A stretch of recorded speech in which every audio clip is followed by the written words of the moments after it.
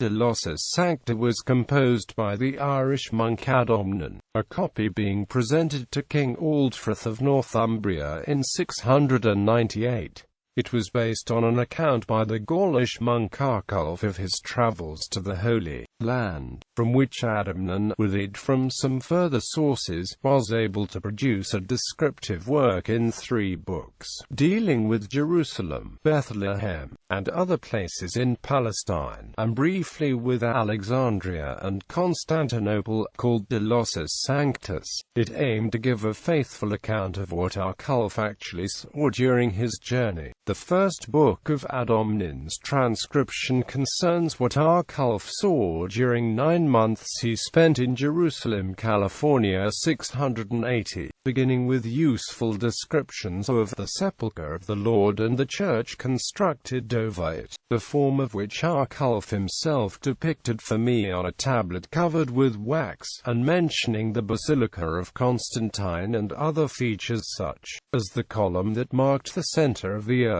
Arculf also saw many relics such as the miraculous gravecloth of Jesus, which had brought generations of good fortune, and the very fig tree on which Judas Iscariot hanged himself. Arculf saw the Basilica of Mount Sion, Mount Olivet, and the tomb of Lazarus at Bethany. Everywhere Arculf's description attests to the flocks of pilgrims in the Christian holy places. The second book begins with Arculf's trip to Bethlehem and a church dedicated to St. Mary over the half-cave of the Nativity. The simple churches, one containing the tomb of King David, another of St. Jerome, and even those of the shepherds who were present at the Nativity. Arculf visited the tomb of Rachel, 6 miles west of Jerusalem. Brief mention is then made of the ruins of Hebron and of Jericho, and the sepulchre of Abba's tombs of the 4 patriarchs, and the Oak of Abraham. Arculf next refers to Gilgal and the church containing 12 stones of the tribes of Israel. The journey then picks up along the Jordan, where Arculf saw the place where John baptized Christ, as well as the small church located at the spot where Jesus left his clothes while the baptism took place.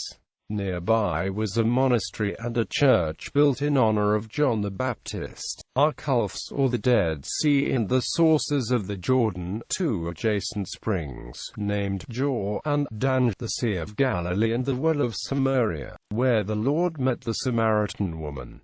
At Nazareth he visited the Church of the Annunciation. Mount Tabor in Galilee is next in the narrative. Arculf's guide of certain Peter, a Burgundian hermit, would allow him to tarry no longer than necessary. For a rapid inspection, Arculf continues with brief allusions to the cities of Damascus and Tyre. Then he left Jerusalem and traveled 40 days to reach Alexandria, where was the church containing the tomb of the evangelist Mark. The brief third book makes quick mention of Arculf's passage via Crete to Constantinople, where he stayed from Christmas to Easter. Arculf mentions the relics of the true cross and legends of George the Confessor, adds a note about the island of Mount Vulcanus east of Sicily, and ends rather abruptly with a brief epilogue. Arculf and Adomnán's Locis Sanctis was recopied and widely read all over Western Europe.